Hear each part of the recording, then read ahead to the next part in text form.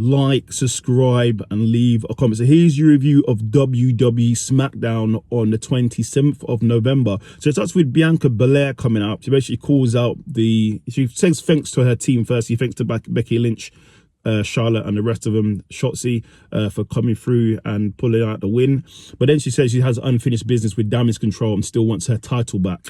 When she says that, Damage Control come out, and Kayota, I think her name is, I think, my bad if it's not that, she basically says to Bianca she has to be every single member of the Damage Control before she gets a title shot. And as she was saying that, Shotzi and Charlotte Flair comes out and said, we ain't done with you, like, turns to a big brawl, so we will see what happens there.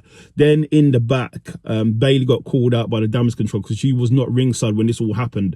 It's like, where was you? We just got beaten down. They're not happy with Bayley, so we will see. Then we go into our first match, which is Bobby Lashley versus Butch, in a good match because them two had a little back and forth the other week. Really good match, but in the end, no one's beating the Almighty, and the Almighty wins. Then we have Nick Aldridge. I'll keep pronouncing his name wrong. Nick, anyway. We're just going to call him Nick from now on, yeah? I can't remember his surname. So Nick says to Paul Heyman, he's looking to get Randy Orton to SmackDown. And Paul Heyman says, how do you run this by the tribal chief? He goes, listen, he will send the whole bloodline to Raw if he needs to get Randy Orton on SmackDown. So we will see what happens. Then we have Butch in the back, obviously after he's lost to Bobby Lashley, getting a bit angry at the Pretty Deadly, and Pretty Deadly beat him down for his troubles. Then we have Santos Escobar versus Walking Wild. I think that's how you pronounce his name. In a really good match. Obviously, Walking Wild is from the LWO, so he wants to extract some revenge, but it didn't go his way and he got beaten down by Santos and lost. Then we have Adam and Nick basically arguing about who's going to sign Randy Orton, so we will see what happens. Then we have Logan Paul come out. So basically, he gloats over being the US champion.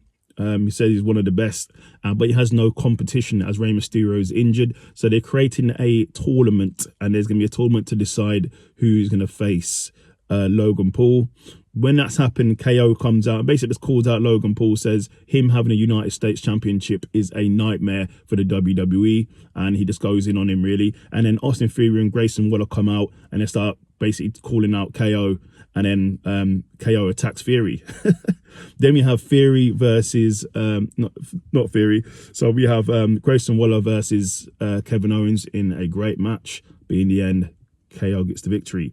Then we have Bianca Belair versus Kiri in the main event match. Really good match. Obviously, Bianca Belair needs to go through the whole Damage Control, and she does, and she gets the victory over Kiri. So that's the first member down. Then in the main segment, we have Adam and Nick basically come out. Both of them want to sign Randy, I should say, to Raw and SmackDown exclusively. Randy Orton comes out, crowd goes crazy for him. Randy Orton doesn't really get to speak. Both of them are saying, oh, if you sign to Raw, I'll give you Seth Rollins, or I'll give you Roman Reigns. Before he could even answer, Paul Heyman comes out and basically says, the bloodline's going to make your option and your decision for you, Randy. Solo comes out with Jimmy. They start attacking Randy. Randy takes them both out, but Randy gets some help also from LA Knight, because at one point Randy was getting a bit beat down. LA Knight comes out, saves Randy. Randy takes out Jimmy, and then he signs with SmackDown. So Randy Orton is coming for the bloodline. Like, subscribe, and leave a comment. That's your review.